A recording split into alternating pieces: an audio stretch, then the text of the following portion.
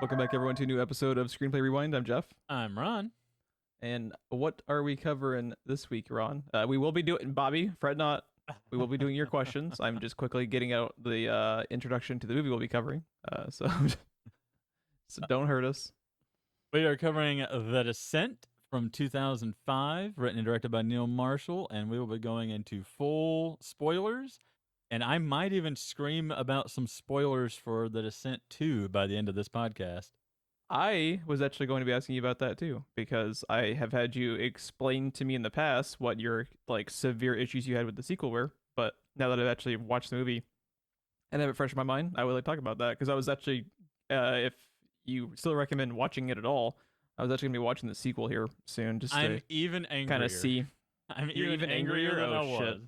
So should I just not watch it, or should I watch it? We'll get there. Okay. You gonna get these little questions knocked out before we get there? It's been a bit since we've done some questions. Yeah, we specifically did not do questions during the Lighthouse commentary episode because we already knew that episode was going to be hella long, which it was. But before we get to questions, I did want to say to you, we talked about in the Lighthouse episode that was going to be basically the closest episode to the 1-year anniversary of the podcast. Uh-huh. And this one is coming out the week after, but we are actually recording on the 30th. So tomorrow is officially the 1-year anniversary of the podcast. And they haven't kicked us off iTunes yet. That is fucking amazing. Also, I wanted to point out, I don't know, you and I are the only two people I can think of that could do this, but we have a podcast that releases an episode every other week, and we did 37 episodes in that year. I want you to do some math, sir. Yeah. Well, we had... That's a year and a half's worth of episodes. Well, we did specials for Wonder Woman 2, for, was it WandaVision? And then we had expanded months for the friends and family stuff, which we need to do again here soon. And also we had the Indiana Jones month, which was pretty fun. So, Yeah. Not surprised. I'm honestly surprised we didn't have more, because usually we just find an excuse to bullshit on the internet. Yeah, I was just thinking about it, though. I was like, wait, we did 37 episodes on a podcast that comes out every other week. You're like the Zach Galifianakis meme where all the equations are floating over above his head. Yeah. Oh, man. So since we didn't do the questions last time, we have a couple stocked up here. So I'm just going to open up with, this is from Bobby. He was speaking about, in specific reference to our Ballad of Buster Scruggs episode. I'm glad you remember. When we were discussing the Coen brothers. So he said, Raising Arizona is a classic. He suggests that you check it out, Ron. You should. It's pretty funny, at least from what I recall when I watched it a few years ago. The Lady Killers with Tom Hanks is a good one also, Bobby says. I remember liking that one, but it has also been a hell of a long time since I watched it, so I cannot recall. I'm down for anything with Tom Hanks, really. It had a good cast. I was actually browsing the old IMDb earlier about the Lady Killers. I was like, I don't remember who else was in the movie. Stephen Root was one of the supporting characters. That might have been the origin of Panshot happening. Then having their boy Stephen Root in there. God, I love the Ballad of Buster Scruggs. It's so good. Bobby closes out this thought with the Coen brothers have a range that most don't think of. I totally agree. If anyone refuses that statement, just look at their IMDb. It is fucking crazy just how multifaceted their resume is. It's all over the place in a lot of interesting directions. Yeah, regardless of what you think of their stuff, they're mixing it up and they're going for whatever they deem appropriate. You can tell. And you gotta admire just how much they fucking swing for the fences, because there's some weird fucking movies they've done. The question time that he starts off for The Lighthouse. Since we often compare who is who of the characters between Ron and myself, Ron, who is who in The Lighthouse? Oh man, I joked off in the green room. Just real quickly, Ron stole my answer because I was going to say we are both the seagull. So fuck you, Ron. Yeah, I was gonna say I was the seagull that gets Loki'd. Boy, I guess don't know. I'll just be the mermaid. There you go. Just be the mermaid. Oh no. Yeah, I'm just the mermaid. Maybe I'm just the lighthouse. Just I the don't know. lighthouse. Maybe I'm just kind of there in the background, you know. No, I think I mean The you've been known to foghorn? Am I the foghorn? you've been known to bust out a sea shanty or two. I think you're Defoe. I thought you think were you're saying Defoe. you've been known to rip one here and there. I thought you're Defoe. You've been known to do that in public. Yeah, that's fine. Oh God. I do like steak though. And at this point That's in my true. diet, if I had one, I might fuck it. So I don't know. There you go. There you go. So Ron is Oh a God, hybrid. if you're the mermaid, oh no, what have I done? Oh, this is Screenplay Rewind just took a very interesting turn. And on that note, let's go to the next question. Next question. Let's see. Bobby continues kind of a side note to Defoe. He said he was just starting up the latest podcast about the lighthouse. He said, have you ever noticed that Willem Dafoe is a lot like Sean Bean in his biggest movies? Just like Sean Bean, they very often seem to die. He lists a big laundry list of movies in which he does die. I won't name that just in case people haven't seen these. Most of them are pretty famous, but you never know. Have you ever noticed that? Because I had not noticed that. I had not noticed that. I'm guessing because he normally he does do a lot of movies where he does, but he also does a lot of just kind of like art house type films or just like regular dramas and stuff where he doesn't like what was the one where he's like hunting the last endangered like tiger of its species or something. Like he does a lot of stuff like that also. Oh yeah, I forgot about that. I don't remember what it's called, but I remember that being a thing. Yeah, he's he is. I think we even talked about it in the Lighthouse episode. Like his career choices are a lot like Nick Cage. He just likes to work. He likes weird projects, and he just fucking goes for it. He just usually doesn't go fully into meme. Like he goes bonkers, but he doesn't go like meme territory like Nick Cage does a lot. Right, but no, I definitely see the through line. Yeah, he does have it's a interesting. lot in common with Sean Bean. Yeah, I found this to be a very interesting observation because I have seen, obviously all these freaking movies and love that man, but I just never noticed that. Yeah, he's an SPR favorite, and I never noticed it. He and like Sean Bean, he's willing to do just about any movie. Yeah, fantasy or epics or space or whatever, comic book. So, yeah, I definitely see it. Yeah, very interesting observation. And our final question for the Q&A section. And again, if you ever want questions answered or any prompts discussed on the show, be sure to email us, screenplayrewind@gmail.com. And the final question is, what horror movie world or killer could you survive in? And if you were a killer in a horror movie, what would your weapon of choice be? Well, I would survive in none because I'm me. What would my weapon of choice be if I was? I have an interesting weapon of choice. I'll have to think a little bit longer about the horror movie world. You know, my weapon. Hold on. You have said weapon of choice so many times. You have to do this as Christopher Walken now. You are obligated. You can't say these guys with the weapons. You can't say weapon of choice that many times and not do Christopher Walken. Oh my god. My weapon of choice is Freddy Krueger's dreams. Because that's not, like, how awesome just a fucking horror concept is Freddy Krueger. Just killing people in their dreams. Like, it's always so cool to me. And you have to sleep. It's not like you can outrun him or escape him. Like, that was the whole thing that happened in every one of those movies. Everyone tried to avoid sleep, but you can only do that for so long. Yeah, you cannot do it. And he's there waiting for you, so it just like adds to the tension and the terror. I don't know. I was trying to think of something novel, something funny, like I don't know, like a squeegee or something. But I guess I don't know. I'm kind of a blade guy in every video game and stuff I play, so. I don't know. Probably just have to go with the old trusty chef's knife or machete stereotype, I guess. I don't know. Solid answer. Pencil? I think the horror movie universe I could survive in is The Thing, because I would never be in the middle of fucking nowhere Antarctica and it wouldn't affect me at all. Yeah. What horror movie world or killer could you survive? I could probably survive Don't Breathe because I would have one look at Stephen Lang like, I'm out this fucking movie, bro. That man's terrifying. Yeah, Don't Breathe is the one that I was thinking of because I wouldn't be breaking and entering in the first place. Yeah.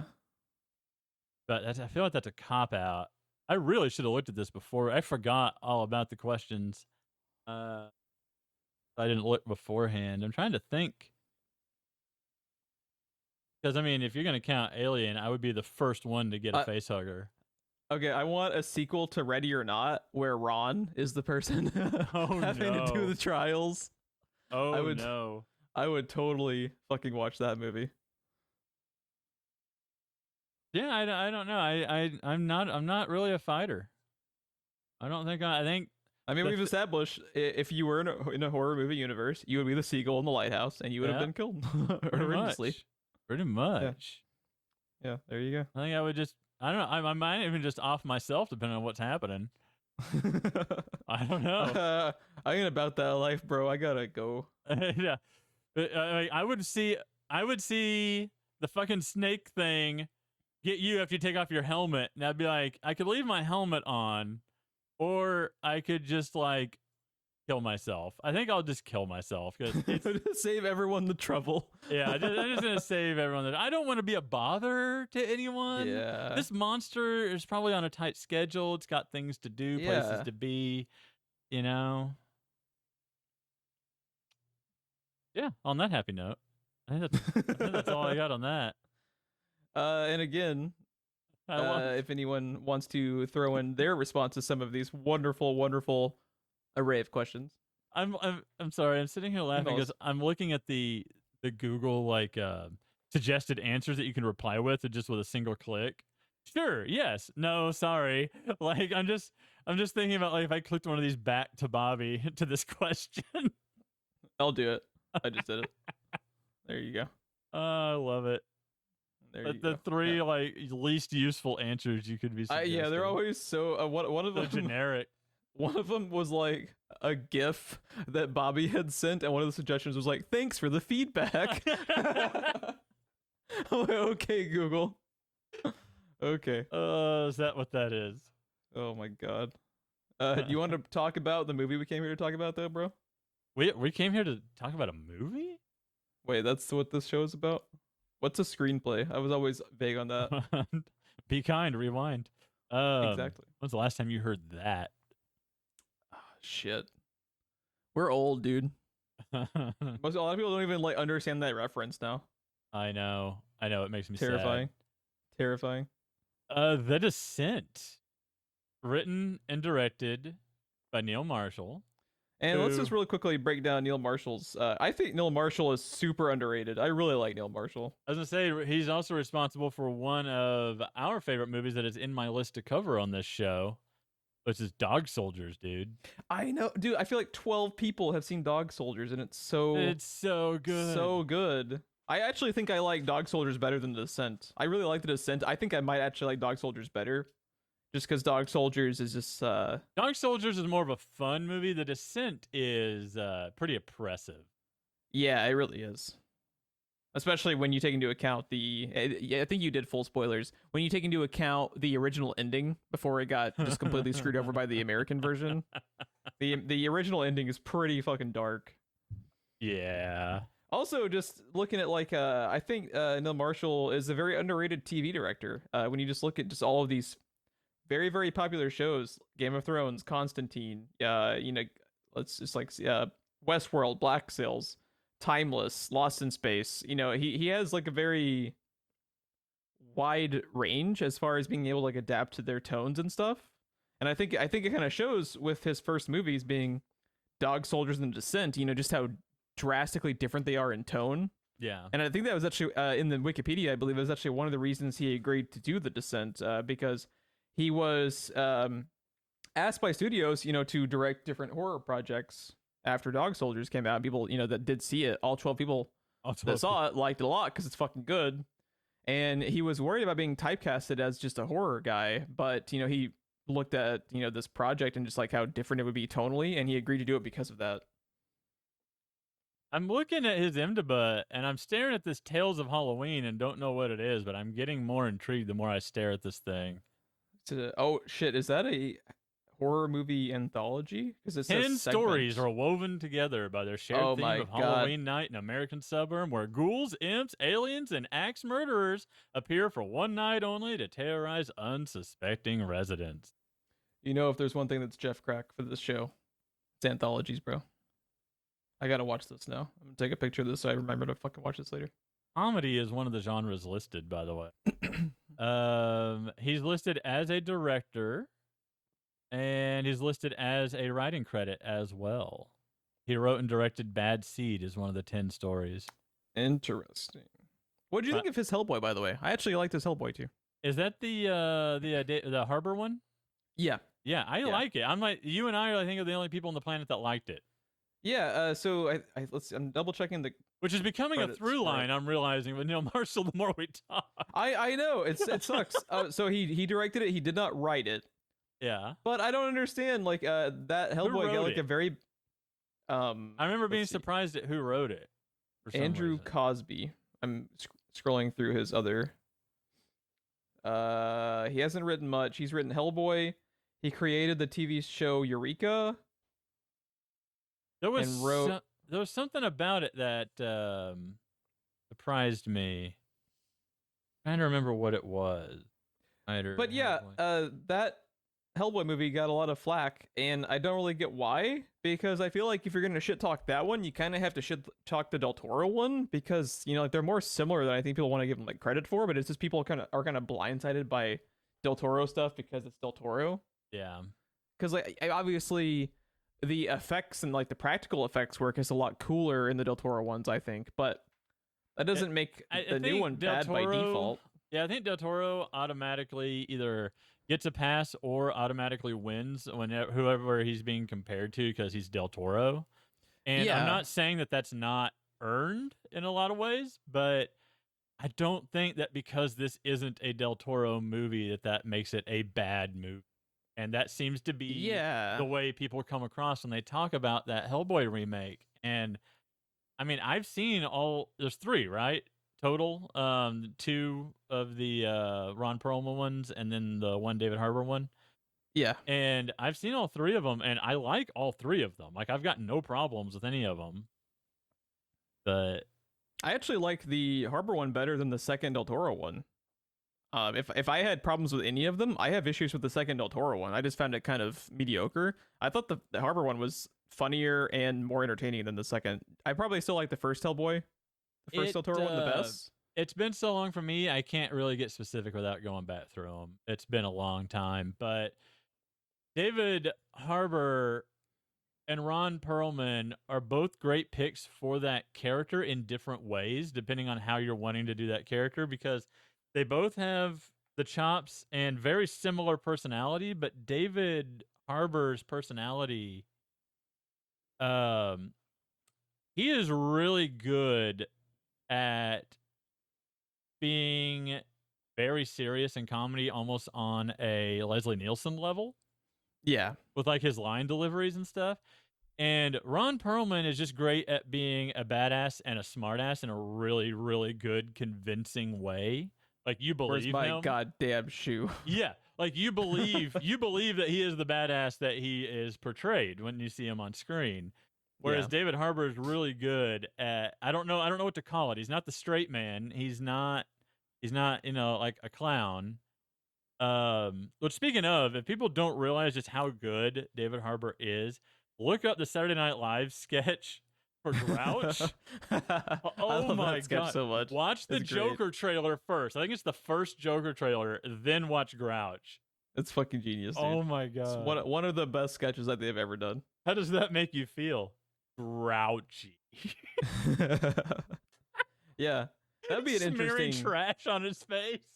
I think that should be an interesting franchise cover to do the Hellboys. To like be able to compare and contrast the first one to the second one, and also comparing it to the Harbour one. And I think you'd actually talked about at one point doing like some type of segment on underappreciated movies, so that kind of fits in with that too. Because I think we both would agree that the new Hellboy kind of got lambasted for no particular reason. It was just like, oh, it doesn't have Del Toro, so fuck that, and that's not really fair, you know? Yeah, yeah. I think that was basically the way it kind of like. I think the general attitude is how you and I have talked. Probably more off mic than anything about whoever plays the next Wolverine. We feel so sorry for that son of a bitch. Yeah, Because it not gonna doesn't go well. matter how good or how bad they are, everyone's gonna hate them, and it's gonna be the third person to play the character that everybody loves. Mhm. Just because they're not Hugh Jackman. Like that is gonna be the only reason the person is hated. And I feel like we're only a couple years away from a Wolverine announcement, so They we will almost see how have that goes. to. We Like almost they have can't. to at this point. They can't afford to not use that character, so it's gonna happen. It's just people. What's gonna happen is people are gonna bitch about it, and it's gonna end up being okay. I Yeah. think it'll end up being okay in the long run. Exactly. So I think it's kind of the same knee-jerk reaction of, "What do you mean it's Hellboy without Del Toro? Fuck this movie!" And it's like, Yeah. did you even see it? It's Before you interesting wrote it to off? see. It's interesting too to see those like little tidbits of Neil Marshall's like directing style and his sense of humor. How they trace back, like there's a lot of similarities in Dog Soldiers, Yes. and in The Descent actually, like to his Hellboy. Because if you remember, like in the Hellboy movie, he has like moments where he's obviously having scenes that are jovial, and that is kind of like that kind of tongue-in-cheek Dog Soldier style, but there's Right. also moments where he's taking it more seriously, like the Descent is, like you said, it's like just downright oppressive at times. And yeah, let's get started on the Descent. I think it's gonna be an interesting discussion on this. One of the best posters. I think you talked about this when you announced this as the pick last time, but man, the Descent is an awesome poster. The Descent poster is There's even more shit if you looked around the edges. yeah. There's like more stuff just like kind of hidden in the imagery in the background. It almost reminds me of the you remember the old H.R. Geiger alien paintings and stuff that ended up being yeah. like where it's just very detailed in the background, and it's such like a peculiar like design. It almost becomes an optical illusion when you're looking at it. Like there's just stuff just hidden in the sides of the poster. It's really cool. I actually like too that the design was so good they didn't feel like they could ruin it with all the shit that is at the bottom of a poster.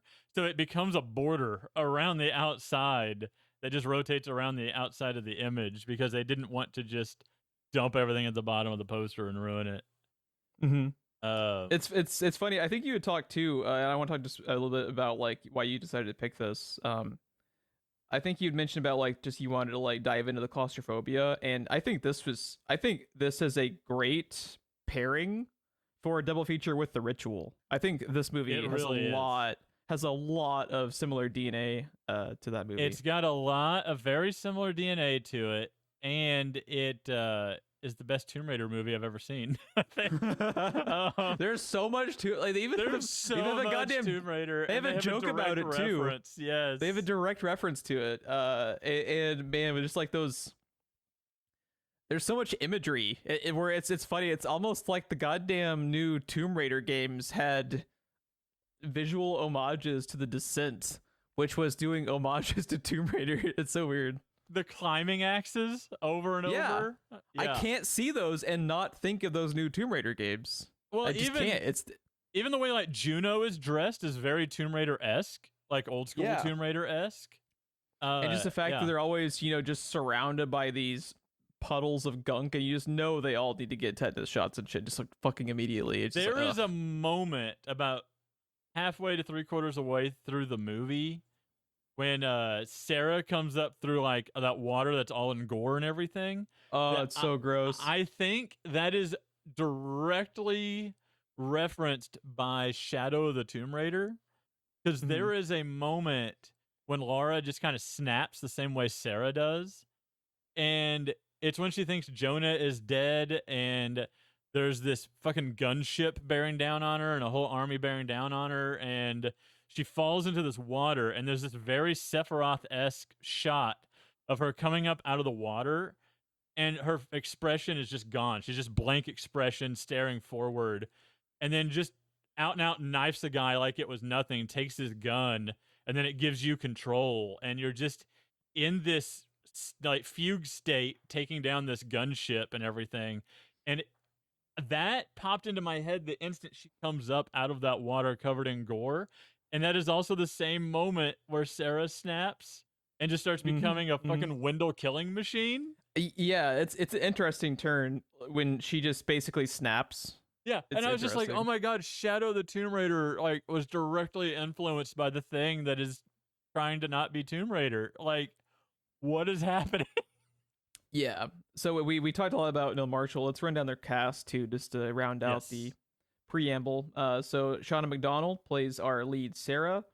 Natalie Mendoza plays Juno. Alex Reed plays Beth. Saskia Mulder plays Rebecca. Mianna Burring plays Sam. Nora J. Noon plays Holly. Oliver Milburn plays Paul. And Molly Kale plays Jessica. And pretty much, I liked actually, if you are watching it on Amazon Prime, which we do not recommend doing, by the way, because Amazon Prime has, and we just learned this tonight, the very, very shitty US edited ending that was changed to abide pre-screenings where they get feedback from the crowd, and they decided to make it this just like less bleak but painfully fucking early 2000s horror movie ending that is very jarring and very bad. It really does the movie a disservice too. It really does. And I think it's a shame that they allowed this to be the US ending. I think the thing too that I just stared at my phone for a moment and was like, what? Was the idea, assume you and I have seen the movie, we've already declared spoilers, and the whole content of this podcast that everybody listening to this has hopefully already seen the movie as well and knows what I'm talking about here when I say, what part of changing the ending the way they did, how is that the answer to, hey, Neil Marshall Neil, director Neil, sir, if I may, can we just lighten up the ending a little bit? Because the ending seems bleak. The rest of the movie is fine. Yeah. But the ending, it's a little dark. Can we just lighten that up a little bit by cutting, like, I don't know, the last 30 seconds out? How does that lighten the movie? How does that accomplish the goal? It's really stupid because I don't think that scene should have even been in the original ending either, because the way that the original ending works, and we'll backtrack and talk about some of the stuff leading up to it, obviously, but I think having that scene at all is kind of shitty because it's just kind of like a cheap misdirect. Yeah. And then not realizing that it was a cheap misdirect and an error in the first place and making it your ending point of the movie is so misguided. It was a very, very I think I can ending. make it better, but do you want me to talk about it here or when we get there? Let's get there. So let's talk about okay. Here's an interesting thing. First of all, I actually like pretty much all the performances in this. I think especially Shauna McDonald playing Sarah. I think when she has freakouts and like towards the end when she goes, Jason Voorhees murder mode, I think she sells it when it could come across as cheesy when she goes, Lara Croft kill thousands of people mode, That and her trauma that she's going through and the dreams and the visions and the way she reacts to everything could very easily make her the most annoying character in the movie, but it's portrayed so well that it really works. Yeah, I agree. I like her performance in this a lot. Because she really could have become the Willie of the Descent, or the Billy. Well, I'm still fuzzying her name because I fucking hate her. Willie. But, yeah. He really could have easily become the Willie of the Descent. Yeah. It's a real fine line. The basic premise for the movie is the lead character, Sarah, is she's with this group of friends, and they're specifically adventurous in what they do. They're like white water rafting at the beginning. And I actually kind of find it interesting. I like the way that even the white water rafting scene is shot kind of claustrophobic, just kind of like set up the tone. Like the very, very close zooms in. It's just like all over the place. Like when it's just very kind of chaotic, which is what ends up being, the film when they actually go into the caves and stuff. They are finishing up their little trip at the whitewater rafting rivers and everything. They establish that Sarah has a daughter and a husband. they show that essentially there has been an affair with the character Juno and Sarah's husband, and Sarah is not aware of this. Now, did I miss it, or like it's very strongly implied? Is it ever out and out said in the movie, or is it just very strongly implied? I never. I don't remember any. It's confirmed. It's confirmed because of the necklace. No, it's confirmed. But I was trying to remember a part where it actually like comes out, where they actually explicitly say it. I mean, it's obvious watching the movie. It's obvious. Beth says it as she's dying. She does? Okay. Because Beth, Sarah. Okay, so the way that they establish the affair is as Sarah is about to leave with her husband and her daughter, Juno has this kind of awkward glance over with the husband, right? And it's Beth that catches it, and it comes across to me in the way they read their performances. It's very good acting, I think, because I think that the Beth actress Alex Reed actually sells it, where she's kind of aware of this already. This isn't like a revelation. Her seeing this look, it like confirmed her suspicion. Is the way I think she already knew about it, and she was just irritated by them having it in the first place. That's the kind of, but you can kind of read it either way. But I think it's a good performance as how she kind of conveys a lot of backstory with just her reaction to the look, you know. And as they're driving away from the trip, they unfortunately get into a car accident, which Sarah survives. But dude, the impact of the poles, felt that impact. There's a lot of really good editing, I think, in this movie. There's some of it that I don't like. I think some of the action is actually edited very poorly in this movie. I know they're trying to accentuate the kind of claustrophobia of it, but a lot of it also just feels like in vogue early 2000s shaky cam, which was all over the fucking place. It's like everything in the early 2000s was either found footage or shaky cam. There was no in between. I'm very glad we've kind of drifted away from that for the most part. But a lot of it is very good. I think the cinematography and like what they choose to show in a lot of scenes is very good. Because like to me, some of the creepiest stuff later isn't jump scares. It's when they're just in the background and they just don't even know. Like that scene when they're crawling and they do like the pan up and you see the one creature like above them just being silent and didn't even know that it was there. That's a pretty creepy scene to me. There's a lot of good scenes like that. The first time you see it in the camcorder and it's just standing behind one of them. It's so good. There's a couple scenes in the movie. I typically do not get affected by jump scares. There's a couple of scenes in this that actually got me to jump a little bit. I will admit that. It's very well done. There's one. It's actually creepier to me when you stop seeing it. It's when Sarah runs into it and sees it in person in the light of her flashlight, and she's just watching it eat. And you're just sitting there staring at it like she is, like, what the fuck? And then when it sees her and it gets up and steps back into the shadow and disappears, that's the moment that it's like, oh, okay, all right. Like the scene where she is having the dream and she walks over to the window and they just have like a hard cut to the pole impacting her in the head, and then it cuts back to her waking up is really effective because I was not expecting it. Yeah. Because it's interesting. Like this movie, I think is really well done in that manner of it. Like you can kind of tell when they're going to be setting up a scare, but it's usually just so frenetic in the way that they have the reveal happen that it still kind of scares you. It's pretty well done, I think. I mentioned, I have some problems with the editing. I think overall it's pretty strong. The editor, I believe, ended up actually being the director for the sequel. Okay. The cinematographer, by the way, he did Dog Soldiers. That's not a surprise. People often use the same people over and over and over again. Yeah. If they trust them. Yeah. The one that surprised me, he did 4 episodes of Into the Badlands. Really? Yeah. That is not what I see cinematography. That caught me off Sam guard. McCurdy. Sam McCurdy. Yeah. Oh, so I bet he did Game of Thrones. Yeah, I bet you $1 million he did the Neil Marshall Game of Thrones episodes because he's his boy. I bet. Because Neil Marshall directed a couple of very famous. I believe Neil Marshall actually directed a couple of Blackwater. He directed a couple of the famous episode 9s of just the crazy shit happening. I think he did Blackwater. I think he also did The Watchers on the Wall, or I think it was the name of that, where they had like the big fight. Scythe or whatever. Yeah, with that.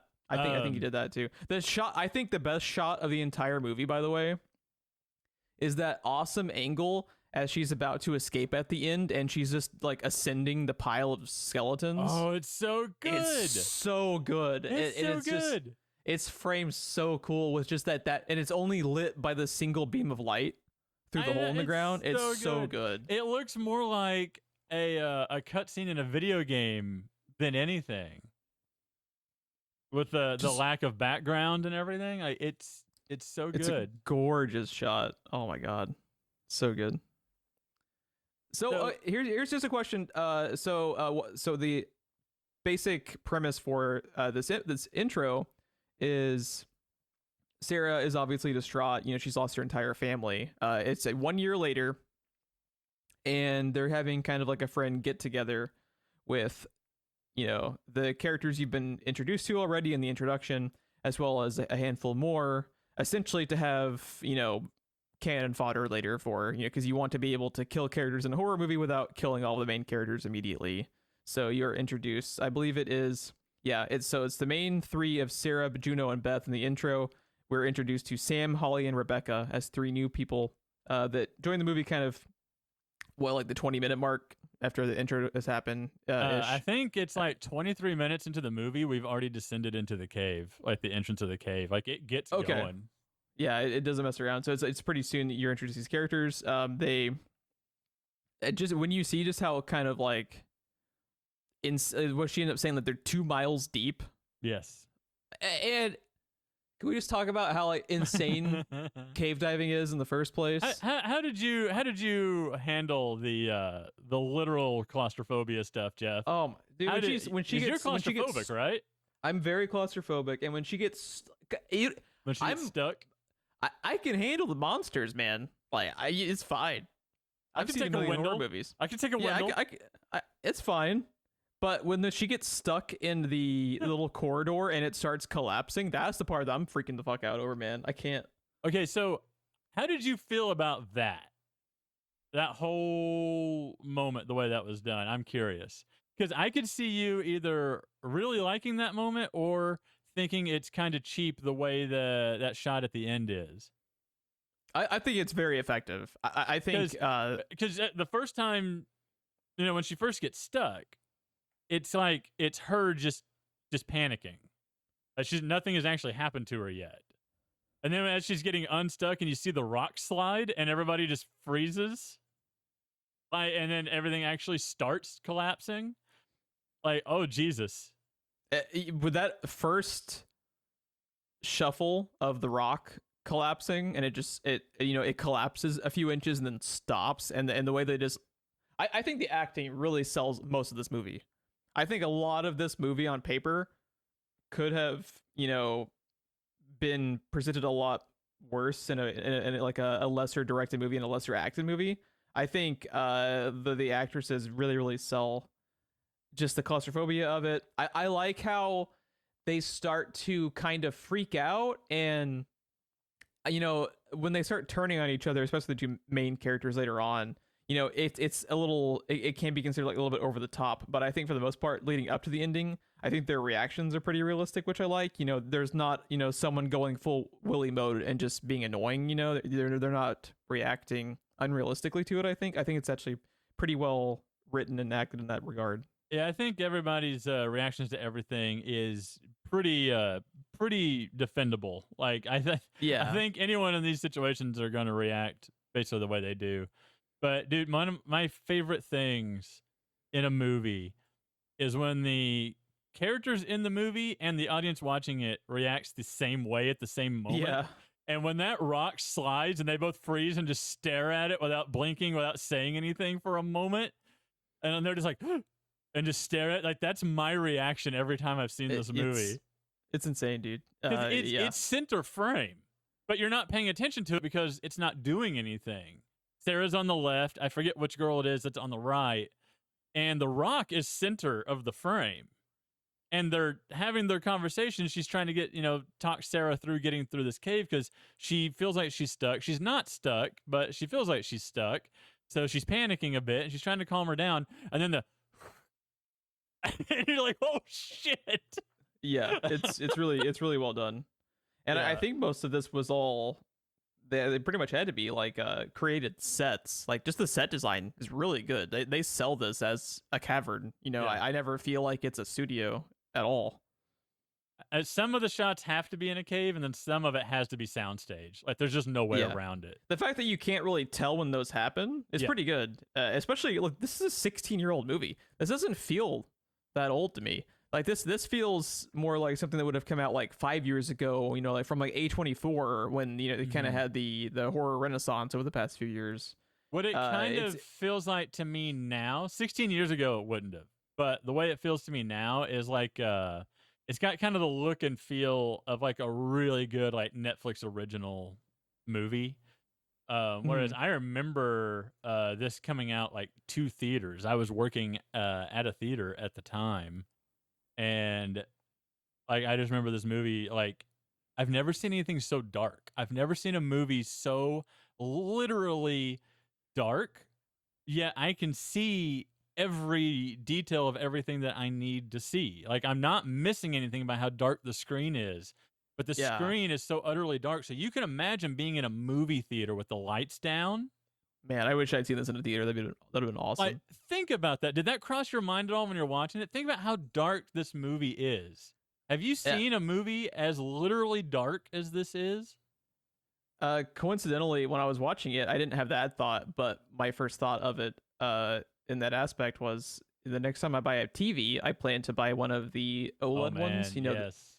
If you could watch this is going to be one of the first movies I watch on OLED. Because to be able to have like perfect blacks in this movie, pixels I think switch completely off for black, right? Yeah. To get a perfect black in OLED, the individual pixels just turn completely off. So instead of being a backlit gray, it is just black. And I think this movie would be amazing to watch in that. I'm never playing Bloodborne on an OLED screen. On OLED, yeah. Never. It'll just be my character walking around a blank screen. I'm not doing it. OLED Bloodborne with headphones on, man, that'd be good. Oh my god, okay, but we've diverted so much, so I'm just gonna say real quick, the thing that just popped in my head, Bloodborne OLED, how dark that has to be. Now I'm talking about the transition into Rom's boss fight from how dark that area is, and you jump into the lake. My eyes. But that would be such a cool contrast. Anyway, yeah, it really would.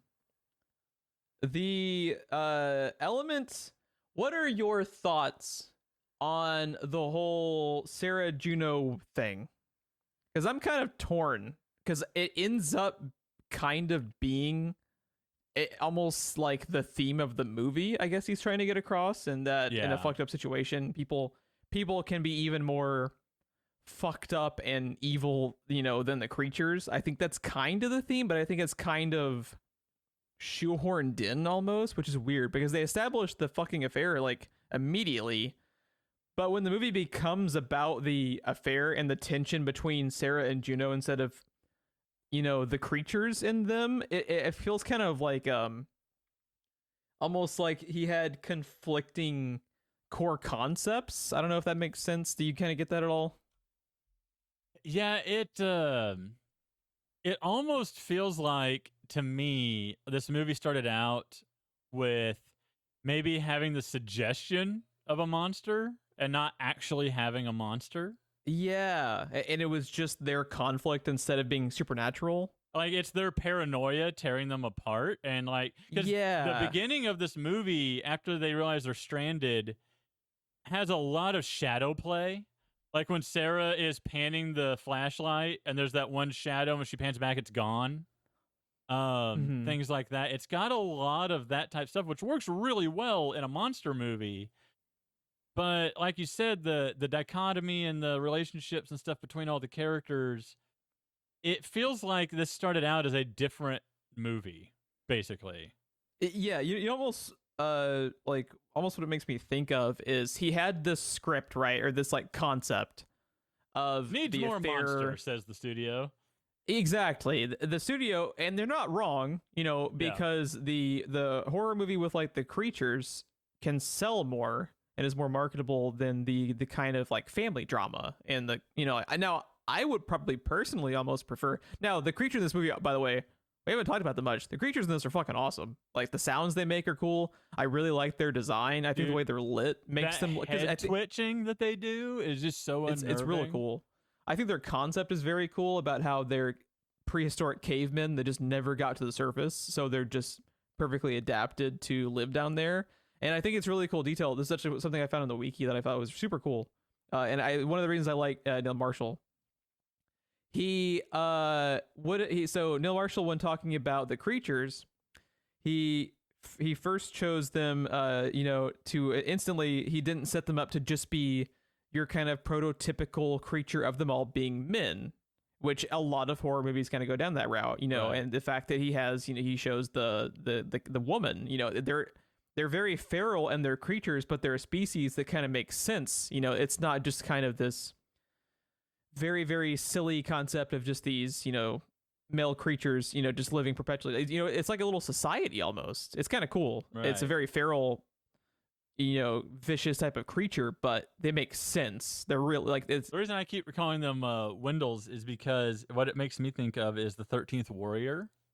Mm-hmm. They're a society of cavemen. Basically, they have like their queen or like their high priestess, and then the rest are the men that basically come out to steal people for food. They eat people. They're terrorizing a village. And, the Vikings and Antonio Banderas is there as well, have to go in and stop these things. And there's a lot. It's like they had a society in that, but it's like those creatures, but more feral and more monster-like. The whole moral of the story was they were just people in 13th Warrior. This one, it's like you take them and make them actually monsters, but it's kind of the same concept. So I keep thinking like just Wendell every time I see them. Yeah, I could see that. Here's the actual quote from him, from Neil Marshall about them, which also ties into my earlier point about how I think what his ultimate theme is about, like the people being the scarier things, like the monsters, because this is his like literal quote about it. The creatures are from a colony, and I thought that was far more believable than making them the classic monsters. If they had all been male, it would have made no sense, so I wanted to create a more realistic context for them.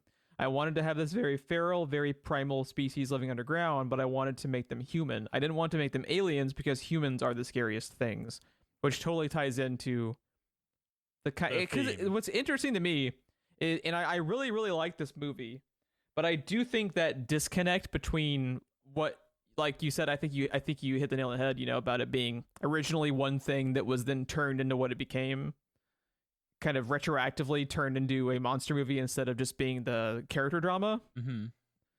Because there's a bit of a disconnect. Like it's interesting. I'm eventually going to have Hereditary on the show. I love Hereditary. I think Hereditary is genius, and Hereditary has a seamless transition in that regard of it, focusing on characters and then turning into, crazy spooky shit. This is not seamless, and it's not to the point to where it ruins the movie for me. But as I was watching this, like especially with some of the decisions that the characters make, let's talk about what ends up being the kind of like real fucking straw that breaks the camel's back. How heartbreaking is it when the character Beth accidentally gets killed by Juno? She's been fighting and she accidentally turns around and just kills her with the climbing axe, Which, very, very, while out of nowhere, makes sense. There's cases of like that all over the world throughout history. You're in the moment, you're in adrenaline, you got fight or flight response going, and someone just approached you from the wrong angle. Yeah. Like that's a thing that happens. That's an understandable thing that happens, and it is so heartbreaking, the look on both of their faces. Yeah. And I think that scene is really well done, and it almost goes silent when it happens too, as they're just staring at each other and just like in awe of like just the just tragic way she dies. And but I have like a real issue with now it's fucked up that she left her. Right. But I think it's also kind of fucked up that Beth basically ends up getting Juno killed by making it out like it was a murder almost. When it really wasn't. It was an accident, and she did leave her, but it wasn't malicious. And you almost have to like think of it from Juno's perspective. Now, obviously, Beth can't really process this because she's fucking dying. Well, But here's the thing. I don't like the way that the scene's written where Beth runs into Sarah later, because like Beth makes Juno out to be this monster. Juno is also a victim from what happened because she just accidentally killed her fucking friend. She's like I totally see and like not like that would be a traumatic moment for someone who isn't being hunted by the goddamn monsters everywhere, you know? Like I just think it's kind of weird the way that they kind of shoehorn like the villainization of Juno almost. But at the same I don't know time, like what your thoughts are on the whole thing. But at the same time, if you're the one that got the climbing axe through the throat and then watched her leave when you're begging her for help, I think I would feel like I was murdered as well. Yeah, it's tough. It's just like I get your argument, and I knew this was going to come up one way. I didn't know what direction, but I knew this was going to come up. So I thought a lot about this, and it's just like I see both reactions and the fallout of those reactions as plausible. Like I see it because if I'm her, I'm on the ground, I'm bleeding out and begging for help from the one that accidentally killed me, and I'm watching her skulk away silently into the shadows, and she's still making eye contact with me as she's doing it. And then I end up in the fucking charnel house or whatever. Yeah. Yeah, I would be pretty upset, and I would feel like I was murdered almost in cold blood, especially if I had to lay there bleeding out for 3 days or however long it took Sarah to get down there. I think they should have rethought the way she's hurt. Because like my first impression when that happened, oh, she's dead within like 20 seconds. Right. She takes a fucking climbing axe like from the back of her neck through the front.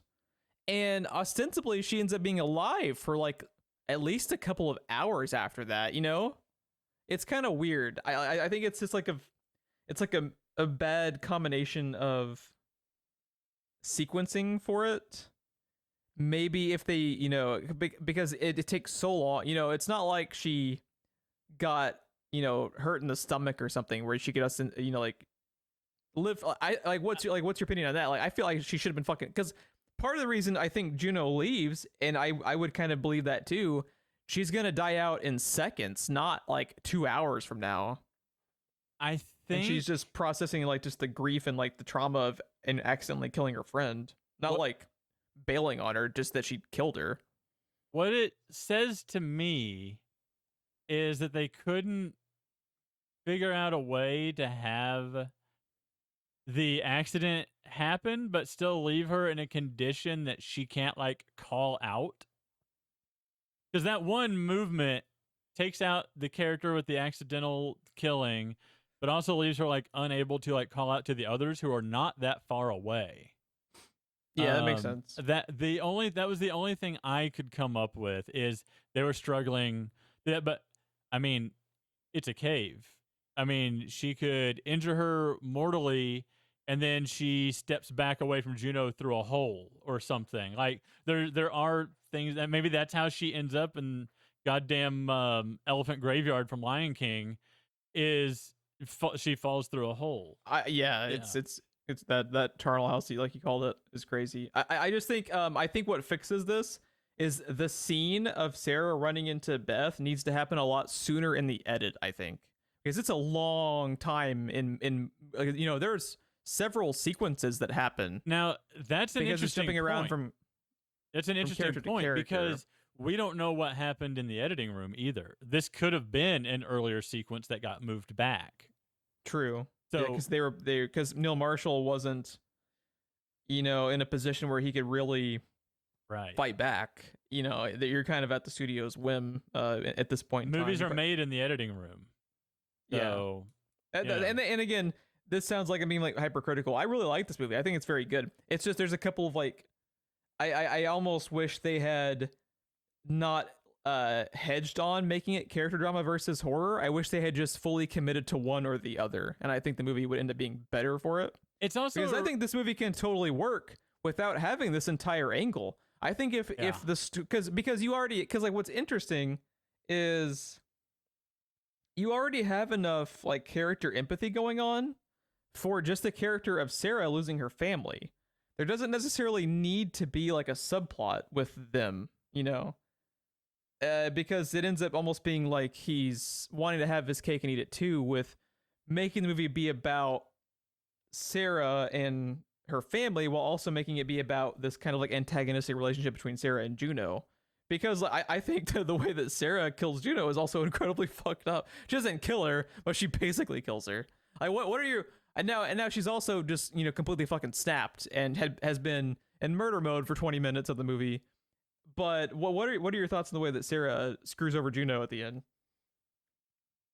Yeah. Man. Like, it takes a special kind of person to do that to anyone, even someone you hate. But I mean, it's brutal. It's brutal. It's pretty brutal. But I mean, what's the line from Without a Paddle? It's like, why are you taking off your shoes? I run faster barefoot. You really think you can outrun a bear? I don't need to outrun the bear. I need to outrun you. Like, it really, I guess, falls into that. She is securing her own escape and getting revenge. Yeah, that's the angle that's kind of gross to me.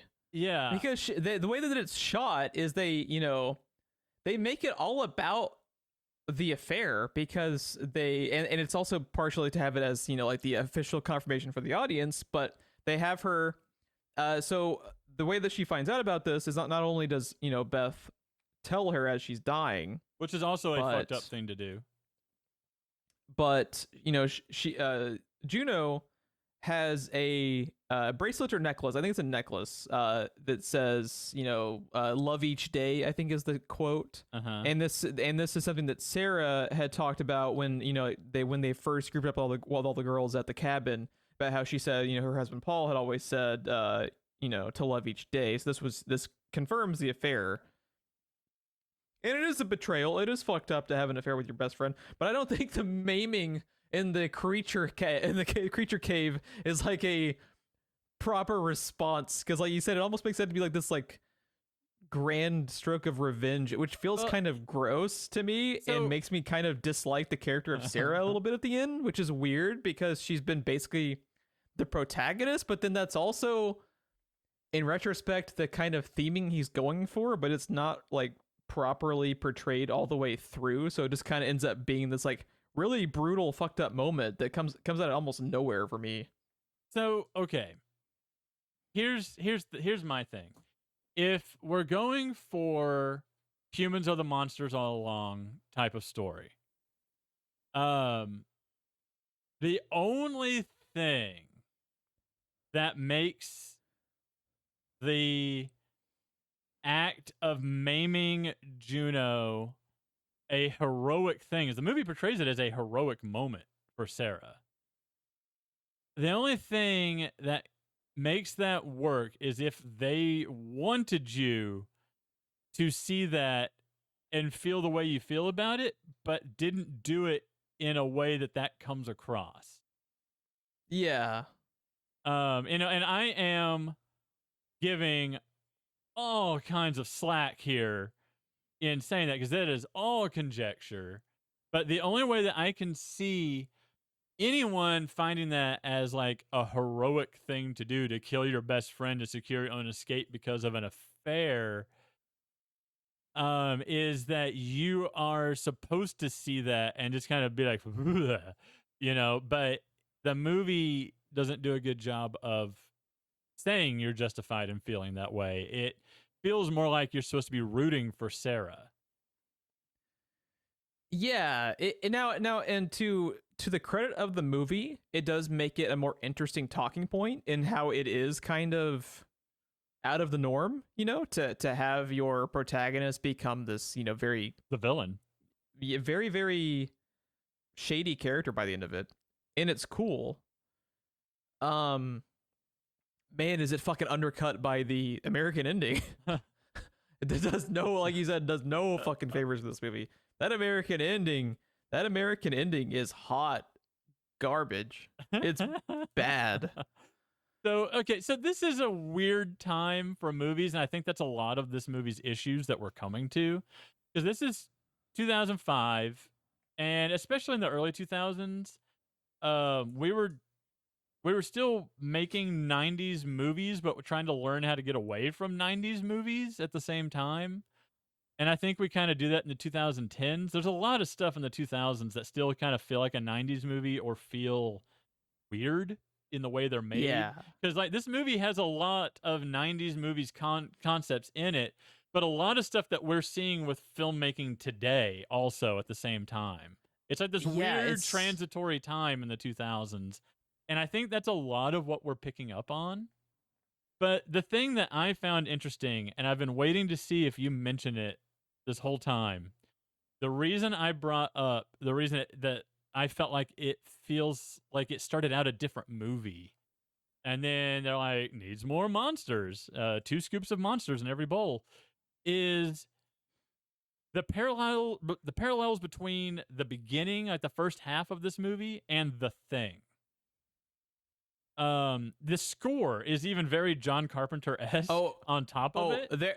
There is a moment where it has such a Carpenter when it has the Carpenter bomb bombs. I'm stunned they didn't get sued. You know, John Carpenter likes to sue people. John Carpenter loves to sue people. Just ask about the lockout situation. Just ask about that whole thing. So the fact that they didn't immediately have John Carpenter's I just imagine Carpenter's lawyer wearing the giant sideways sombrero hat, right? that McCready has. McCready. So think about this. They are isolated in a remote location with no way out, no way to call for help. There is something happening that can't really be explained. People start turning on each other. There's paranoia. There's claustrophobia. There's a lot of second guessing. There's people flip-flopping back and forth between who's good and bad and become good and bad.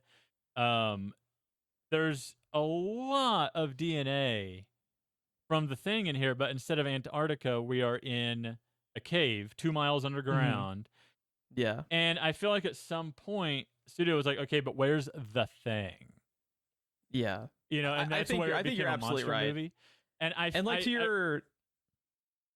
Sorry. I was going to say, to your point, the early 2000s were a dark point in time for movies in general, but they were especially a bad time for horror movies. Mm-hmm. Horror movies became just flat out. I mean, horror movies became so bad, there wasn't anything that wasn't Saw for about 15 years. Right. It was just that. It was Saw and Hostel. They had no idea. I'm just so happy. Whatever.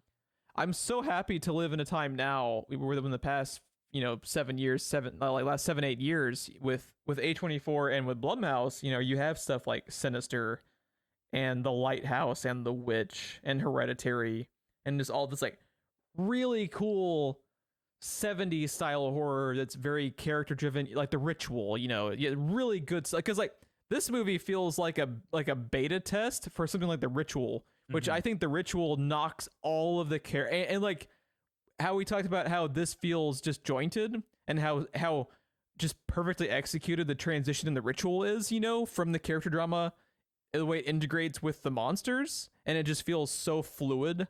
Like I feel like if this movie had been made later in Neil Marshall's career, as he just kind of, learned more, got more ability to fight back against the studio, because the fact that this movie is as good as it is for when it came out is crazy. This movie easily could have been a dumpster fire for when it came out, just like every other horror movie around the time. I think that's part of the reason this movie was so critically acclaimed at the time, because it was actually trying to be like a good fucking movie and not just a piece of shit Saw knockoff like everything else was. This movie would be like seeing The Ritual in 2005.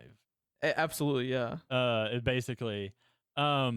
Jeff, I have a question for you, though. Is there a specific reason why you haven't brought up Holly's broken leg yet? Oh my god, I've blocked that out of my memory. I can't. This movie is just like out to tilt me and trigger me with the fucking claustrophobic fucking people in the caves. Just leave the cave. Why are you doing this? Okay, first of all, I think people that also climb rocks and shit are crazy. I would much rather climb a rock than go cave diving. Yeah. At least you're outside, At least if you fucking fall off the mountain, it's going to be quick. Right. If you get stuck in the goddamn cave and just starve for, like 5 days. Fuck that, dude. I can't. And then the compound fractures freak me out, man. And it's a good fucking effect on it too, man. That was the most compoundiest compound fracture too. Like Jesus. And then when they show her having to set it, no, thank you, man. And I dude, can't. in movies, how often is it just okay? I need to set it, and you hear a piece of celery snap, and then okay, it's set. This was no. I have to set it. Now let's linger here for 10 minutes as we push the bones back into her leg, which, it's not going to be a quick action in real life. I get that, but it's just like, holy Jesus. I one aspect of this movie I really like I wanted too. to faint. I wanted to bite down on something watching it. Dude, it's hard to watch. It's a very visceral. good effect for how cheap the budget was for this. It's very well done. Pretty much everything is very well done. But I love how much of a slow burn this is. How you like just when you first get glimpses of the creatures. I don't think you actually have one of them get full on attacked, excuse me, by one of the creatures until like 45 minutes into the movie, something like that. Like, it's a while. And then it's just, balls to the wall the entire time from that point on. But yeah, at the same time though, it's odd because, like you said, to seeing the monsters is a kind of a slow burn, but this movie at the same time is not a slow burn. Like I said, I have the exact note in my notes here. We're in the cave in only 20 minutes, and the first thing that we see is a bloody handprint on the wall of the cave entrance. Like, we start from the moment of the cave knowing something is horribly wrong with this cave. I mean, we knew that going in to see the movie. It's the whole point of seeing the movie. But from the instant we get to the cave, at least one character knows something ain't right. Yeah. I also did you get immediate Batman Begins vibes when the plume of bats comes out of the side of the cave wall? My exact note is well, I'm trying to see, what was it, Sarah? Somewhere in my notes I have like Sarah is now Batman somewhere in my notes. Yeah. She's a Thomas Wayne Batman who has no problems killing people. Lara Croft Batman. Yeah. The one of the other notes that I had, though, going back to Holly and her broken leg, was leading up to that. I wrote down, Holly suffers from space madness and falls through a hole. She's such a fucking idiot, dude. Like, I mean, they probably would have been fucked regardless because of their situation, but man, Holly's an idiot.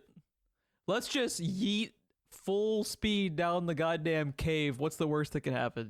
Just like, dude, come on. How do you like that moment when what's the girl that's basically the little duckling to the other one that she's always protecting, the doctory one that takes one out with her? I get Sam. So the characters you're referring to, I think, are Rebecca and Sam, and I couldn't tell you who you're referring to. So also, another reason they actually decided to have them all have unique accents was to differentiate them in the dark. Because that makes sense. Which is yeah, I didn't pick up on that. You pick up on them having different accents, but to do that so they can be like separate characters in the chaos and the darkness of the cave, I think it was a pretty smart idea for the casting. Yeah, it's Sam. When she has her hand ripped open by the burning of the rope. That's Rebecca. Oh yeah, whenever that happened, that was also just like fuck, because that's a real thing that is terrifying. Just how much that can fuck you up. I know. But no, Sam is the one that does like the medical analysis of one of them and stuff. And but dude, that moment, she's the one that is stepping forward through the cave, right? And Juno's like, "Stop!" And there's just that sheer drop off that you couldn't see.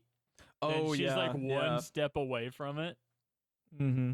And just that the scene of them having to put up the, I don't know what you would call them, the little roping stations where they can cross the ravine is pretty tense too. There's a lot of tension without needing the creatures, which I think further elaborates on the point of this was not originally a creature movie. This was just a suspenseful character drama. I think this was originally the thing without the thing, and someone said, "Where's the thing?" Exactly. I think you're absolutely right. But dude, the thing is, say what you will, Sam killed the thing that killed her, man. Oh yeah, all the characters in this are fucking badass. That scene when they Like she have, I stabs think, it after her own throat is slit.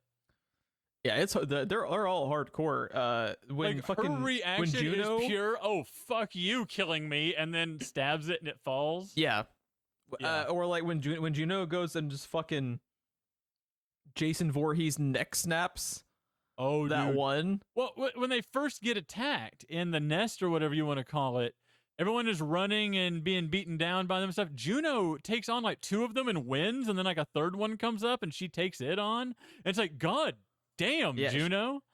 She's hardcore, dude. Like, I almost feel like Juno, especially the way she's dressed, her weapon of choice, like, I think she is supposed to be the Lara Croft analog in this. Yeah, I think you're totally right because she's it's just and just the fact that all they have I don't like some of the dialogue and like the positioning of the sequences, but just that moment when she does accidentally, fatally wound Beth is a real like just what the fuck moment because it's so unexpected. Right. You want to talk about the ending? Yeah, let's talk about which ending do you want to talk about first?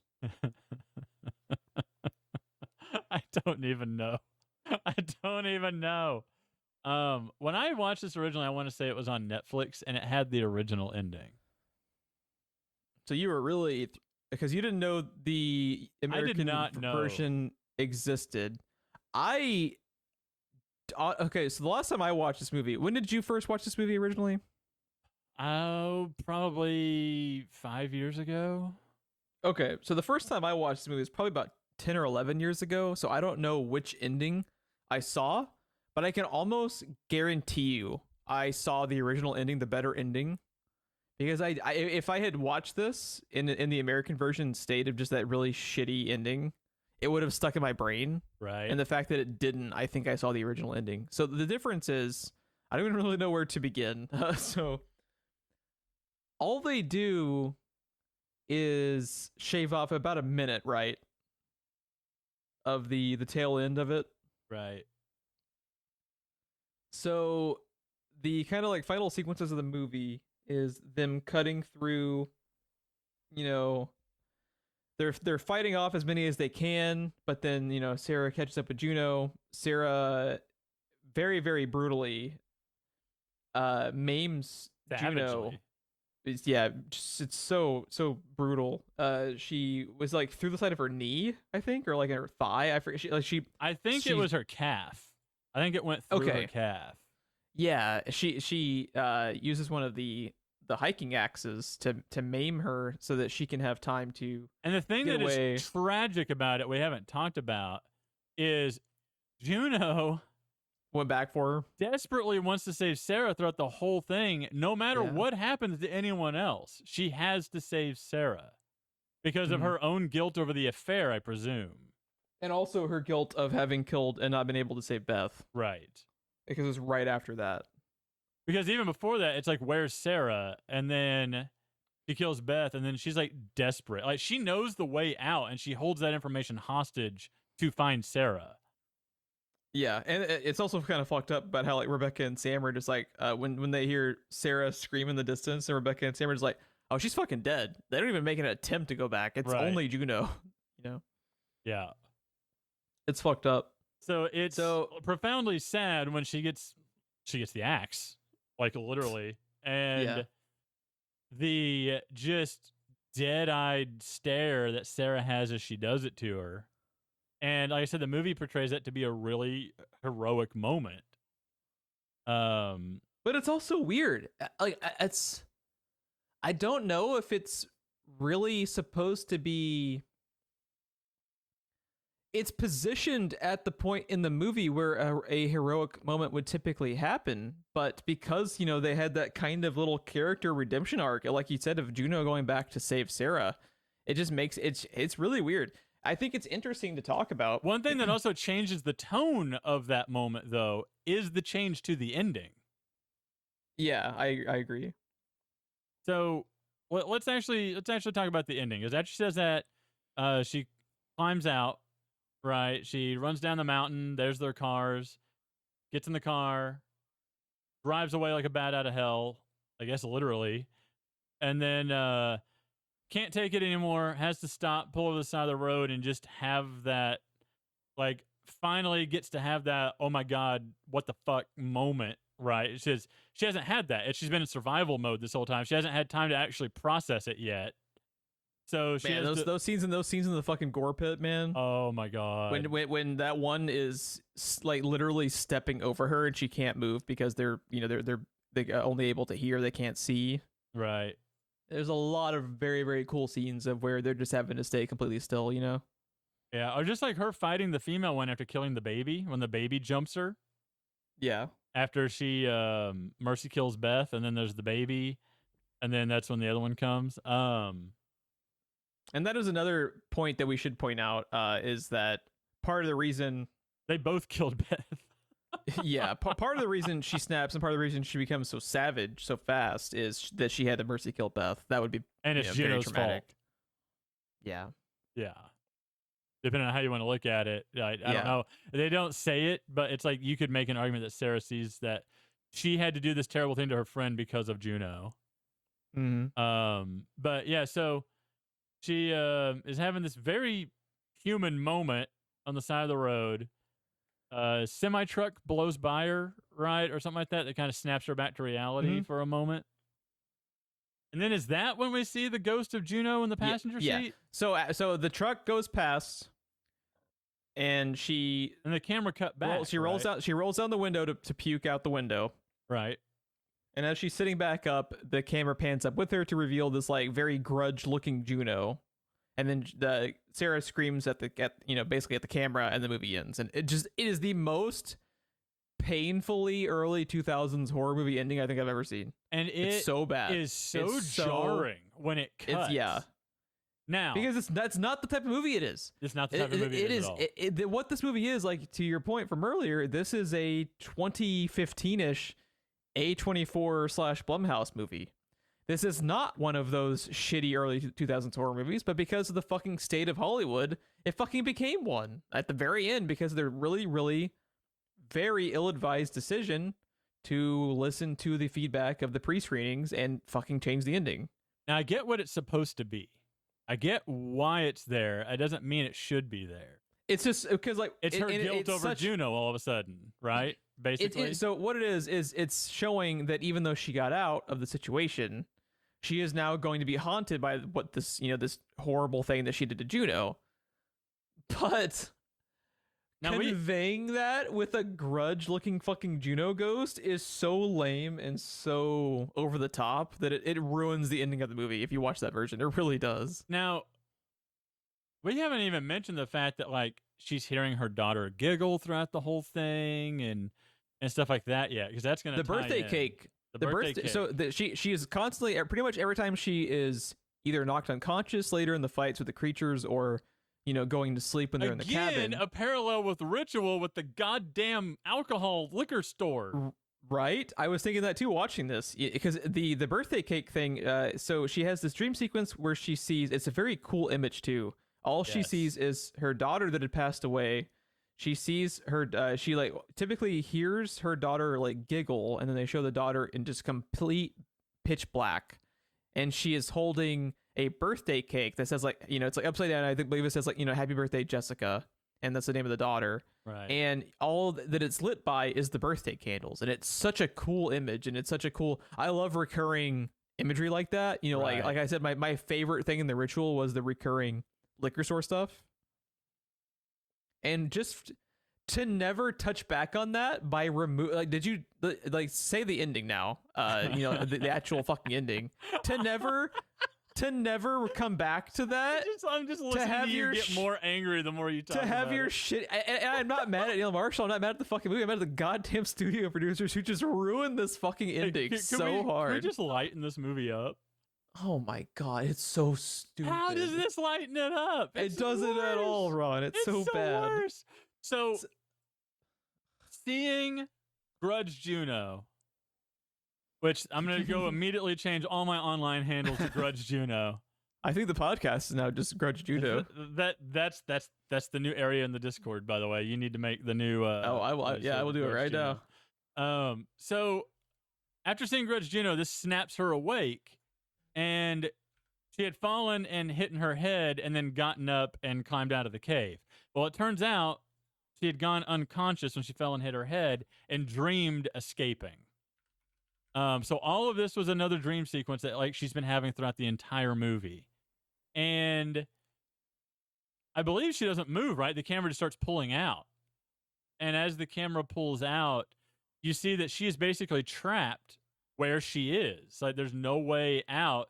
And you hear the monsters coming for her. But she sees in front of her the daughter with the birthday cake and the candles. Yet when it cuts to pull out, it's just her looking at nobody with the same expression as when she had the moment of peace with the daughter.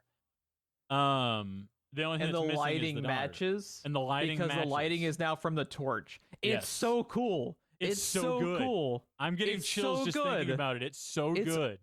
It's so good. And what's fucking silly is the best ending to this is to just not have the fucking fake out of her getting out at all.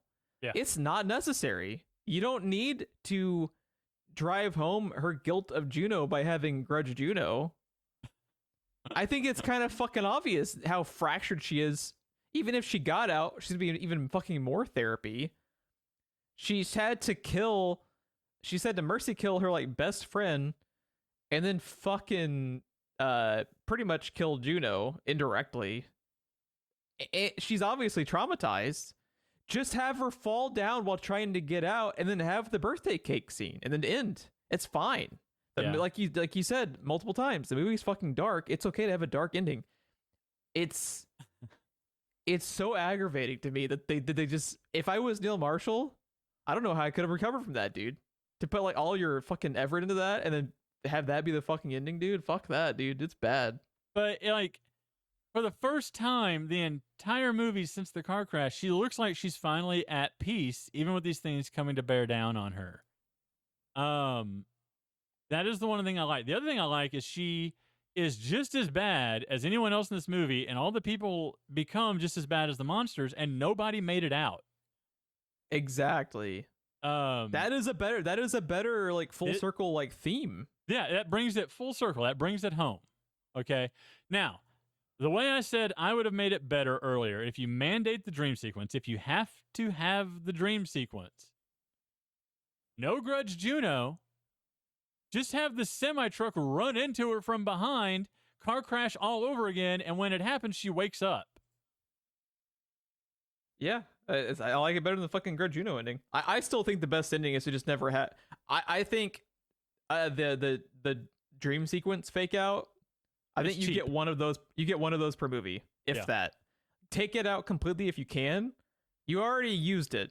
You know they already did on the fucking fake out. Yeah, which was a cool scene. It was really actually cool. like a really cool fake out. And that jump scare has gotten me each time I've watched it. Everybody gets one. You know, like it's 2005, Jeff. You get three. I cannot put into words how much I hate the dream sequence idea. Yeah. Period. Even in conjunction with the really awesome ending in the dark. Well, not even in this. It's still bad. Not even just this movie, just in general. It's a really overused trope, and just like time travel or anything else, it's often done very poorly. Yeah. So yeah, it's usually an eye roll moment for me in anything. But you know, if you had to have it, you don't need grudge Juno. Just have fucking Rusty Nail ram her from behind and she wakes up. That sounded a lot sexier than I meant it to. We should talk about Joyride on the podcast. I would like to talk about Joyride on the podcast. Write that down. Joyride's so good. It's a good movie. Black Sheep, this is Rusty Nail. Oh man, his voice. Ted Levine, good. right? Ted fucking Levine. Oh my god. Yeah. Grudge Juno. Black Sheep, I would fuck me. Would you fuck me? Over. God damn, I hate Grudge Juno. Yeah, Grudge Juno has been added as a text channel in the Discord to forever commemorate. Grudge Juno needs to be the new Twitter banner as well, I think. No, I cannot bring myself to remove Nick Cage from Willy's Wonderland with that fucking plunger. I can't. I forgot it's Willy's Wonderland. It is just a fucking cinematic achievement, that scene, and I can't take it down. I can't. It's gonna take something very special. I don't think it's possible, dude. Can you think of something more special than Nick Cage plungering a haunted murder matronic? I can't. I didn't think anything could top the CGI gophers, but it did. That's fair. That's fair. Yeah, but no. So the other night, like 2 nights ago, I watched this movie on Amazon Prime. Were you in for a surprise at the end? The biggest jump scare is the shittiest fucking ending you've ever seen. The biggest jump scare is the cut to credits, because I'm sitting there watching it like, okay, I can't wait. This is a great ending to a really good movie. I really wish you had told me so I didn't fucking watch that version. And dude, well, it's nowhere else. I mean, I'm sure you can find it somewhere else to rent, but it's nowhere else to stream. Ron, I would have paid money to avoid Grudge Juno. Oh, Grudge Juno is still in it. Oh no, it's still in there, but it is band-aided by the really cool imagery at the very end, and the actual fucking ending to the movie, and not the just. Oh my god, it's so stupid. Yeah, I'm watching this, and then I say out loud when I see credits, "The fuck?" Because I was like, I literally sat there, biting my thumb, looking off screen of my TV like, that was The Descent I was thinking of, right? Because I have said on this podcast before about the ending to The Descent being a great fucking ending, and I've told you multiple times when we've talked about movie endings before, The Descent, man, the ending to The Descent is a banger. And that happens, and I'm like, was that The Descent? It was The Descent, right? My life is a lie. Like, who am I? Like, what have I done with my life? Yeah, I'm sitting there like, no, that was The Descent. It had to have been The Descent. Because I remember. Because that's the thing that makes me so mad about Descent 2. So I Google it and find Neil Marshall talking about why there's 2 fucking endings to the movie.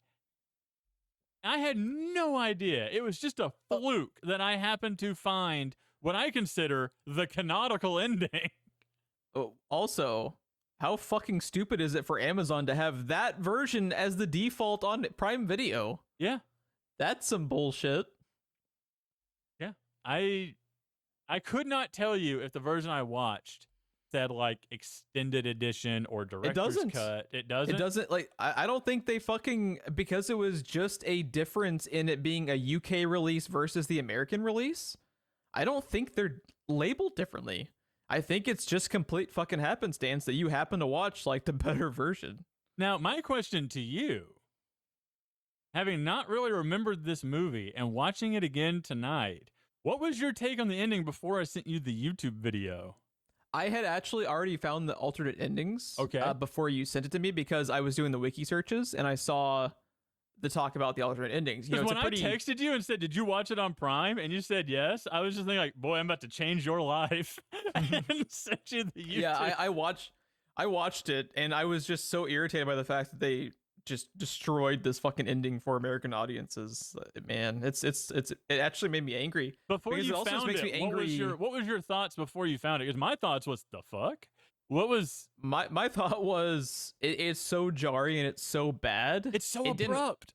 It's so abrupt, and especially it's so counterintuitive for this movie, because this movie is methodical for a lot of its like tension building and stuff, and just end on that note is so shoehorned into being an early 2000s movie that it made me angry just as a horror fan, because this is what we were fucking stuck with for like 15 years, dude.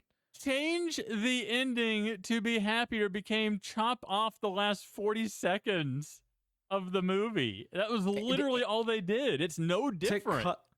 To cut out the final callback to the birthday cake thing, which is like one of the best elements of the movie. You've been building up to it the whole movie. Yeah, it's fucking just. I can't even put into words how frustrated I was at it. Just in general, just as a fan of The Descent, as a fan of horror in general, I was insulted, and I feel bad for Neil Marshall that ever happened to begin with. Yeah, if I ever watch this again, which I probably will eventually, I'm going to make goddamn sure I'm not watching the American version, because some bullshit. I don't want this podcast to run too much longer, because we're already hitting the 90-minute mark. Let's talk about briefly the Descent 2 points that you wanted to talk about. The Descent 2, which I have not seen, which Ron has seen, and you said this viewing made you even. It's not a spoiler. The movie opens Now imagine, I have seen the original ending when like the next night went to watch Descent 2.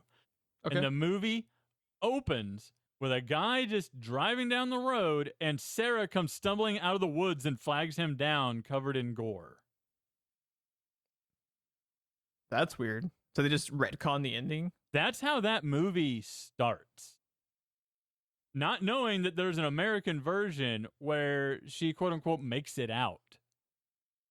And I was like, wait, I'm sorry. What did I miss? Because I think it was pretty strongly inferred that they did not make it out. Then she died. Which she shouldn't have, because that's a better fucking like written ending for your goddamn project. Oh, there's something in the movie that is worse later. But oh man, I'm gonna be honest. Just tell me. I don't think I'm gonna watch it. I think it'll just make me more angry. I'm trying like Grudge Juno has me on the edge of just very, very. Let me do this. Let me do this. Thoughts on the fucking franchise. I don't know. Let me do this. Let's do the sign off and announce the next movie. And the people that don't want to hear spoilers for Descent 2, because that's not the movie we're covering, can stop. The people that want to hear our thoughts, what we're about to say on it, can stick around. Okay. Let's go ahead and do the sign off first. Okay. Man, fucking. Because we didn't announce originally we'd be talking about Descent 2 as well. So I don't want to do that. Okay, that's fair. That's fair. All right. If you would like to follow the continuing adventures of Grudge Juno, be sure to subscribe to the podcast, whichever platform you found us on. You can I feel follow like us I need for to show start updates. a blog now called The Adventures of Grudge Juno. I would need to find an artist that can make it out like a children's book. Yeah. Great. Nobody holds a grudge like Grudge Juno, bro. Let's see, Ron. When you're not discussing Grudge Juno, where can you be found on the interwebs? I am on Twitter, YouTube, and Twitch at the moment as Ron Sense TV. There you go. Just real quickly, just as a kind of final synopsis, I still really like The Descent. I just find I find it funny you feel so insecure about the opinion you I know, dude. It's I felt very, very weird watching the movie tonight because I was like, man, I really like 90% of this. I'm confused by like 9% of it, and the 1% that is Grudge Juno can go die in a fire. I fucking hate that scene so much. It's so stupid. Troubled film, but the parts that are good about it overshadow above and beyond the problem. Yeah, just like the sequences in the cave the performances are great. Alone. The performances are great. The cinematography is great. Alone. Like we talked about earlier, the great, wonderful sequence of her ascending the skeleton pile to get out is like one of the best shots I've ever seen in a horror movie. It's so unbelievably good. The use of contrast in color. Like, dude, when they're lighting up the flares and it looks like they're in the Temple of Doom cave. Yeah, that color contrast of the red is so good. Dude, it's interesting because you feel so claustrophobic and so closed in, but you can see every detail. And the thing that blew me away is even in like natural color light, this movie is so dark, but you're not missing anything. In fact, although I feel like in the action sequences, I think sometimes the editing is bad. I think I feel like the editing is bad in some of the action, but again, that is a symptom of the time as well. Yeah, I think it was just them going. That was just how you did action sequences. It was a shaky cam. Yeah, it was just shaky cam. Fucking ruined action for like 20. It was Prison Yard and Batman Begins. Yeah, and it's not bad enough to ruin the movie, but I think part of the problem is like I got lost in the action sequences a little bit because sometimes it would be so frenetic and it would be almost like music video-y where it's just kind of being frenetic for the sake of being frenetic. And I actually in a few sequences got lost as far as what I was looking at and like the positioning of characters in like where they were in a scene. I would just get kind of lost. Yeah. Just because the editing and like the positioning was kind of weird. And also, not like bad enough like to ruin the movie because there's a lot more good than bad. And I really like I've talked about multiple times. One of my favorite aspects of horror is when the creatures or whatever are just sitting there in the background doing nothing. That is always more creepy to me than when they attack because that's just it's so unsettling. There's a moment that we didn't even talk about. I believe it's when Rebecca is the one making the path across the gap. And there's these shots from the ceiling down, and you see their eyes being reflected in the background beneath her. I don't know if I caught that. I'll have to There run back are that scene later. there are 2 dots on the left side and 2 dots on the right side, and they're moving across the screen. And they're being reflected in like the flashlights and stuff. As she I'll have to go back and watch that. It's when it's looking down on her as she's like jamming the things up in the rocks and opening them up to, put the rope in so they can get across. The first time. And yeah, there's these points where it looks down, and in the background, it's just that pure black drop that was underneath them. And in the blackness, 2 dots and 2 dots reflecting light and moving. Yeah, it's pretty slick. Yeah, it's pretty good. Yeah, a lot more good than bad. It's just like, it is, at the very least, it's interesting to talk about. I think it is an important movie, like, just in the history of the past 20 or so years of horror movies, as we're, this is like one of those first evolutions, like you talked about, of, trying to get back to, just making a legitimate fucking movie instead of it being, just garbage, like the 20 Saw sequels that happened, I mentioned, and it's just Hostel, and it's just, people didn't even know what horror was at this time. It was bad. It was literally just gore. There was no character development. It just didn't happen. We went from Freddy and Jason and Michael to Jigsaw and a murder hotel in Hostel for years. Yeah, I don't think I don't think it started getting good again until Blumhouse, and like I think Sinister came out in 2011 or 2012, and that was one of the first ones where I was like, oh my god, there's hope. It's like a legitimately creepy and good horror movie, that's character driven. It's not just bullshit. Right. And I'm spoiled now because like there's been some just like the fucking like The Lighthouse exists, like we are in an awesome point in time for horror, and it's only gonna get better as like we talk about, like Edgar's fucking Nosferatu. Give it to me now. Like I'm excited just as a horror nerd, but yeah, this was a series of growing pains, and the fact that this movie is as good as it is for when it came out, it's incredible. It's amazing, and even with the sequences we talked about that we had issues with, to Dill Marshall's credit, it creates interesting talking points. The fact gave us that a whole podcast. Yeah, just the fact that the protagonist isn't really a protagonist is interesting. Because your characters don't have to be likable; they just have to make interesting choices to make it a good narrative, and they do make very interesting choices. That's the thing I think this movie gets more than anything is what you just said, because so many movies spend so much time trying to force you to like a character. And while there's a lot of things that they want you to sympathize with or empathize with, they never actually ask you to like any of these women. In fact, for the most part, they're unlikable. Yeah. It's varying degrees of empathy, and almost like with the character of Sarah, like how far down the rabbit hole you're willing to go with her. Yeah. Because she has been through some traumatic shit, but what she does to Juno is indefensible. It is very cruel. It is very savage, and it's not defensible. It is a horrific act, and it's supposed to be. It's just what is the motivations behind that, I think, are what get lost a little bit. Right. Because you could have her be motivated the exact same way in that exact same sequence by just having the Beth thing. The husband affair, I think this movie is immediately better if you just remove the husband affair thing. I think you have enough puzzle pieces to play with and enough moving pieces with the characters and their motivations within the stuff that happens in the cave. If it's just about Sarah losing her family at the beginning, you remove the affair, and it's just about the Beth thing. I think that is a more compelling and a more like a less contrived story, if that makes sense. It just needs some of the fat trimmed, basically. Yeah, and also this is one of his fucking first movies. Yeah. If this was like this was his second feature-length movie after Dog Soldiers, if this was my second feature-length fucking movie, I'd be ecstatic, because this movie is very good, especially considering its time. Just like Dark Souls 2, most people wish that this was their first movie. We got it in there, boys. We got it in there. It's at the end. Got it in there. But we got it in there. Okay, and I will now Oh, state with the next. This was your choice, right? yes, this one was my choice. Okay.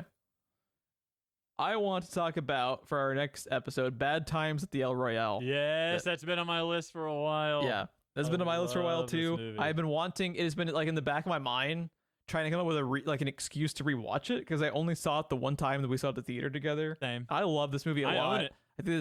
I think this movie was criminally underrated. Amazing cast. You know super why? cool. The criticism that it got is exactly what we were talking about at the beginning of this episode. Was, oh, it's just it was Goddard, right? It's like, oh Yeah, Drew Goddard. yeah, it's like, oh, he just wants to be Tarantino. Like, fuck this movie. He's just trying to be Tarantino. That was most of the criticism I saw. It can be a love letter to a thing. It is a love letter to Tarantino. Tarantino's entire career is based off of being love letters to previously established material. That doesn't make it bad. Exactly. So, like, how are you gonna, like, just fucking give Tarantino a pass when he made his entire fucking career off of doing that? And then Drew Goddard is like, oh, he's just ripping off Tarantino. Like, Kill Bill is just a ripoff of, like, 12 different samurai projects. He's dressed like Bruce Lee. Exactly. Yeah, I did. We'll talk about it. We'll talk about it because that movie's awesome. And if I can get even one more person in the world to watch that movie, then we, did the world a goddamn service. Because that movie's so great. Good. Chris Hemsworth is amazing. I know. You get to watch him. Yeah, just his fucking character turns. Anyways. Yeah. Can't wait. I'm searching right now to see like what streaming services it might be available on. It looks like it's available for free through subs through FX Now, so people can potentially watch it for free if they just sign up for like a free trial to FX Now, and also rentable on all the platforms, all the usual Apple places. TV, Amazon, all the usual, Vudu, all that type of stuff. All right, shall we talk about Descent 2 for a moment? Yeah. So full spoiler warning. We're not gonna talk about this for too long. I don't want to run an entire other podcast talking about this. We'll spend a few minutes talking about with full spoilers, warned. Talk about why the Descent 2 pissed you off. So, you can talk about whatever. You can spoil whatever because I don't know if I'm gonna watch it. So you can talk about whatever. So I still like the Descent 2. It's not the Descent. It's not nearly as good as the Descent, but I still like it. My issues come from two major things and motivations. It's like they could not figure out how to get back to the cave instead of just maybe following a different group of people. Which is like such an easy way to go about it. And acceptable. As long as you make a good movie, people will buy it. It doesn't have to be anyways. I guess they couldn't call it the Descent without Sarah. So Sarah is found. And remember the whole plot point of they're not where Juno had turned them in. They're in the wrong cave and all this stuff. So people will be looking for them in the wrong place. Well, that comes back in the Descent too, because authorities have questions for Sarah. They want to know where her friends are. They want to know why they weren't at the cave that they said they'd be at and why they weren't at the path because they've been looking for them and all this stuff. And they are convinced because of the way they found her covered in gore and the fact that she's the only one that made it out, that she murdered all her friends in the cave. So what they do is they force her to take law enforcement. Fucking this guy that's basically the equivalent of Paul Blart goes with them because he doesn't want to let Sarah out of his sight. This sounds so bad, by the way. And I'm not just in this past minute of you talking. I'm not watching the movie because this sounds terrible. No, you need to watch it. So they go back to the cave. Sarah's taking them back to the cave to prove her innocence and the fact that she's being forced to, that these creatures exist and that she did not just go berserk and murder her friends. And Juno is alive, still killing these things down there.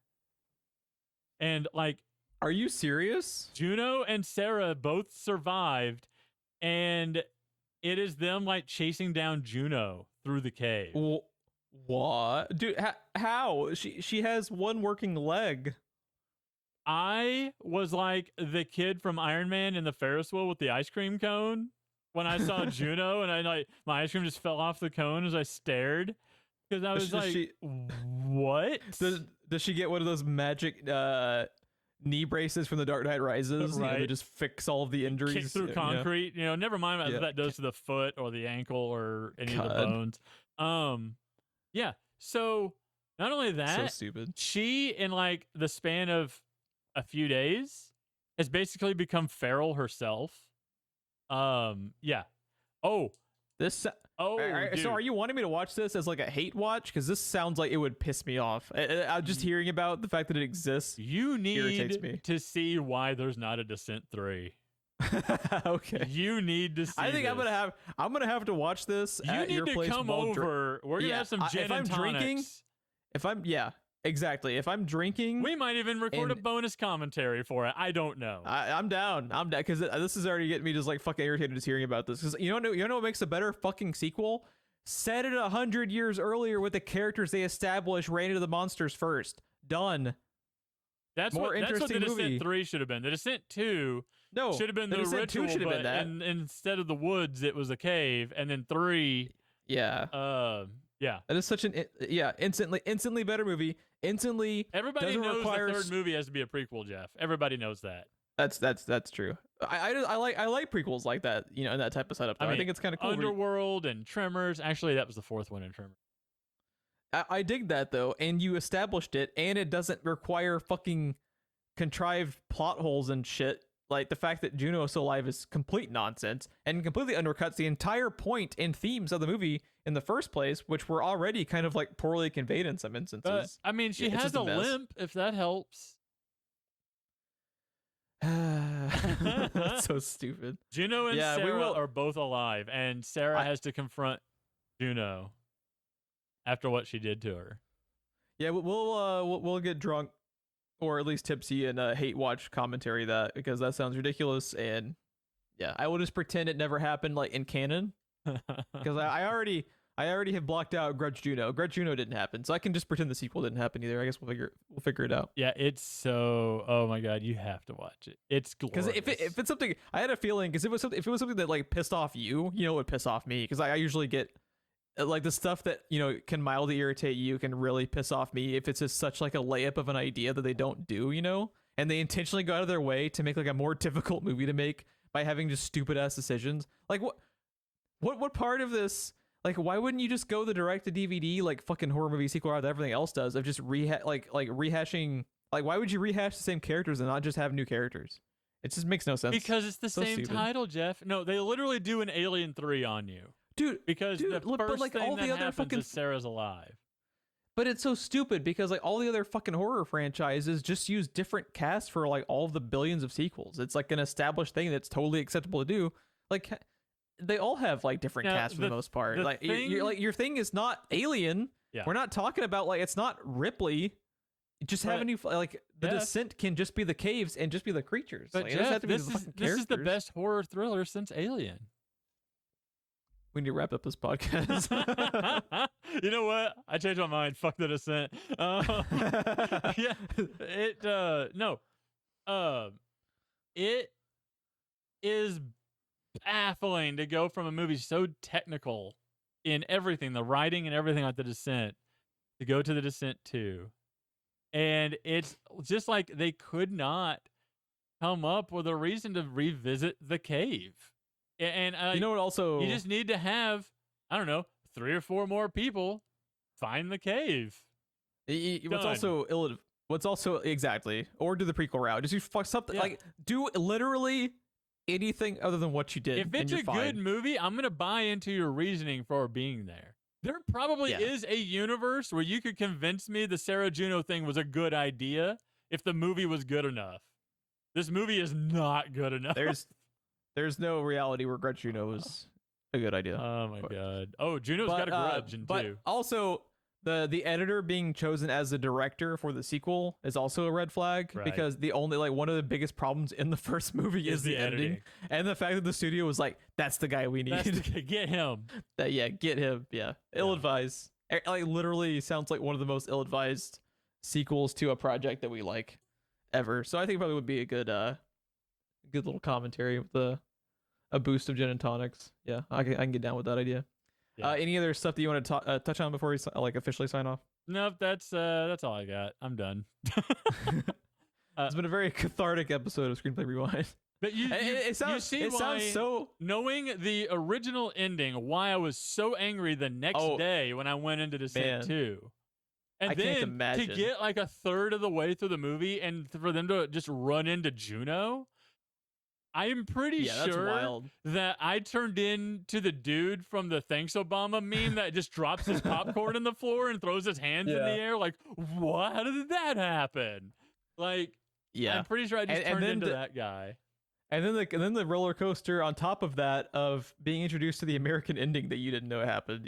I guess it's crazy. The thing that I read about the endings is that the American ending happened almost a year after the UK ending, and it is thought that we want to make it happier.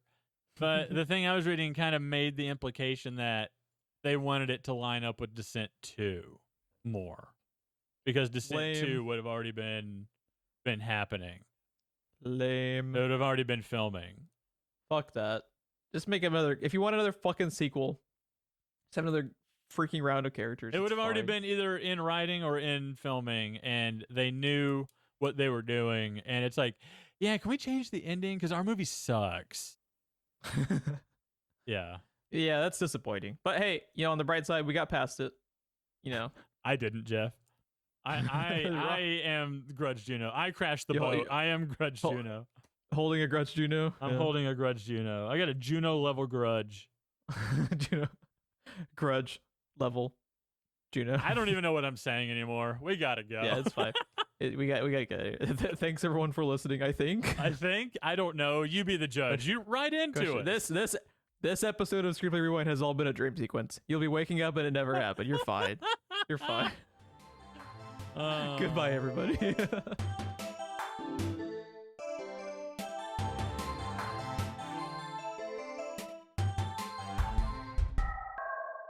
What a day. What an episode. What a weird episode that was. I don't even know what to think of. What a strange episode for a great movie. This episode was almost as disjointed as The Descent 2. Oh my god. Oh, good Jesus Christ. That sequel sounds so bad. Oh, dude. I lost my mind